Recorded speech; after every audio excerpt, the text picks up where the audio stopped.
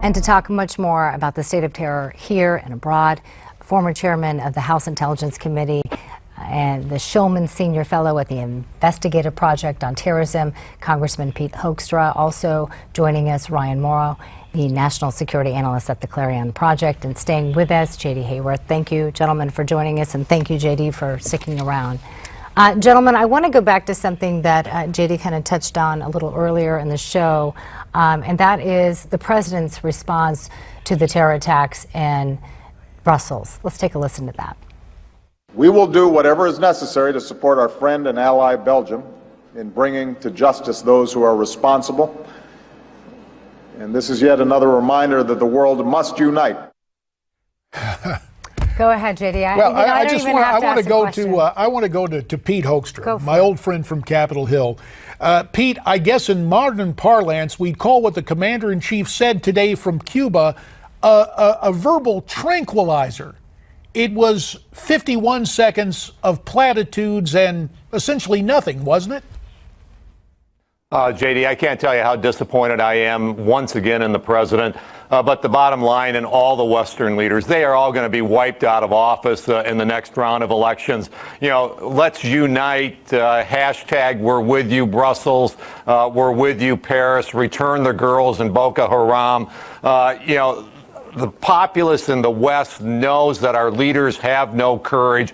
It's not time to, I don't want to go through a longer line at border security. I don't want to, or, at the airports, I don't want to have my pockets turned inside out one more time or two more times to be a little bit more secure. I want a president, I want Western leaders who are going to eliminate ISIS in Libya, who are going to eliminate ISIS in Syria and Iraq, who are going to stop this mass migration of refugees and fighters into Europe, into the West. I want our leaders to take some action, and we don't need one more wake-up call. We've had plenty. We have no courageous leaders to actually take the fight to ISIS. The American people, the Europeans at a grassroots level, they know our leadership is broken and doesn't have the courage to move forward. Ryan, I want to bring you into this conversation. Is our leadership broken? Yes, and also ignorant. They don't understand how to wage an ideological war, and the president's statement is really an example of that, because he didn't actually say anything wrong in that statement, but it's a lost opportunity, because right now, when ISIS carries out a terrorist attack, those are the headlines that they want. I would have much preferred it if the president thought of this in an ideological context and in his statement started talking about losses that ISIS is suffering, started talking about intelligence we have that might be embarrassing to them, so that they don't have the narrative of success that they have today. That's how we have to fight this, at least on the ideological level, in addition to the military options that Mr. Hoekstra pointed out. Well, yeah, we hear about the military options, but Pete, what is the name of the city now where ISIS is basically set up a de facto capital? Why isn't that thing leveled? Raqqa. Yeah, why don't we rock Raqqa and level it? That might be the best signal to the world instead of something to show up in headlines. But of course, you'll never see that with this administration.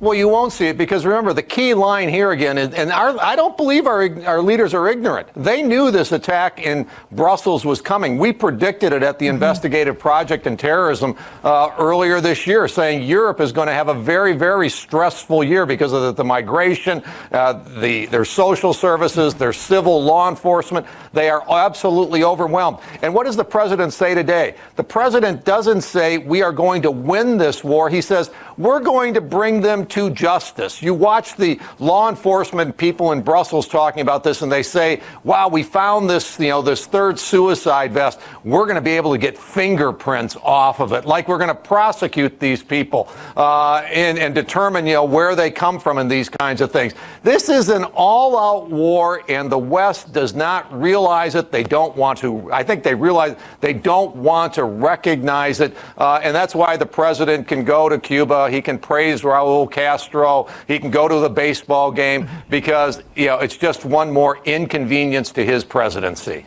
Well, as Congressman Hoekstra just pointed out, that we knew an attack may happen. We know this is tied to the man that was arrested, who was involved in the Paris attacks. Ryan, Go ahead. Well, Judy, just my simple question, Ryan, is this. Should the president pack up, leave Havana, and go to Brussels?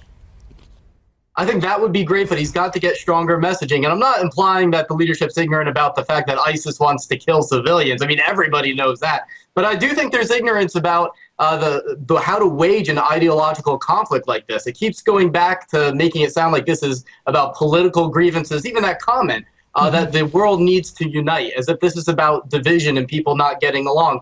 No, you have to have experts in there that know how to wage an ideological war. Yes, destroy them militarily, but the threat is radical Islam more broadly than ISIS. And so if you were to destroy ISIS, that'd be wonderful, but there will be another group that comes in and fills that space. All right, we'll have to leave it there, gentlemen. Congressman Hoekstra, Ryan Mauro, J.D. Hayworth, as always, thank you, gentlemen, for joining us. And there is so much more to come here on Newsmax Now. We're going to talk more about Utah and Arizona coming up.